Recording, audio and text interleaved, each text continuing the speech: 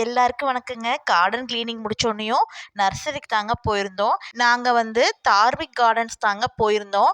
இது கோயம்புத்தூர்லயே பெரிய நர்சரிங்க. உள்ள போனதையும் இது சுத்தி பார்க்கறக்கே மணிக்கணக்கா ஆகுமேன்னு தோணுச்சு. அவ்வளோ பெரிய நர்சரிங்க. அத்தனை வெரைட்டிஸ் வச்சிருக்காங்க.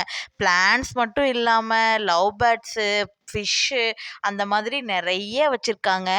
இவங்க கிட்ட இருக்கிற பாட்ஸ் கலெக்ஷன் அவ்வளோ யூனிக்கா இருந்ததுங்க.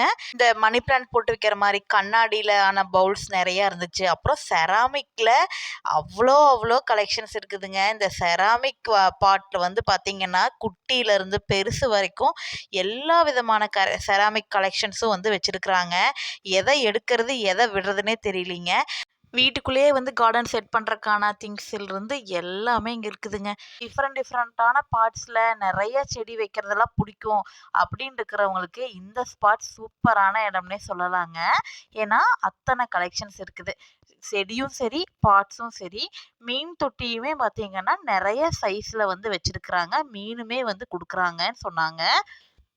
இன்டோர் பிளான்ட்ல இத்தனை வெரைட்டிஸ் இருக்குதான்னு ஆச்சரியமா இருந்ததுங்க. நிறைய வீட்டுக்குள்ள இடம் இருக்குது. வெளியிலயும் நிறைய இடம் இருக்குது. நம்ம நிறைய கார்டன் செட் பண்ணணும், இல்ல புதுசா கார்டன் செட் பண்ணணும்னு இருக்கிறவங்க இங்க விசிட் பண்ணி பார்க்கலாங்க.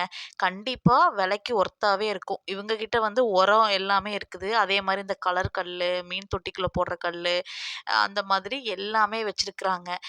மண் பாத்திரங்கள், மண் குதிரை, மண்ணுல செஞ்ச பொம்மைக இதெல்லாம் கார்டன்ல வைக்கிறதுக்கு. இந்த கார்டனிங் பிடிக்கும், டிஃப்ரெண்ட்டா செடி வைக்க பிடிக்கும்னு சொல்றவங்க தாராளமா இங்க வாங்கலாங்க. இங்க பார்த்தீங்கன்னா, வாங்குறோமோ இல்லையோ இத சுத்தி பார்த்தாலே மைண்டுக்கு அவ்வளோ ஒரு ரிலாக்ஸா இருந்துச்சுங்க. நானும் சுத்தி பார்த்து ஏதோ கொஞ்சம் பிளான்ட்ஸ் மட்டும், ஏன்னா நம்ம வீட்ல இடம் கம்மியா இருக்கிறதுனால தேவையான கொஞ்சம் பிளான்ட்ஸ் மட்டும் வாங்கிட்டு நாங்க கிளம்பிட்டோம்.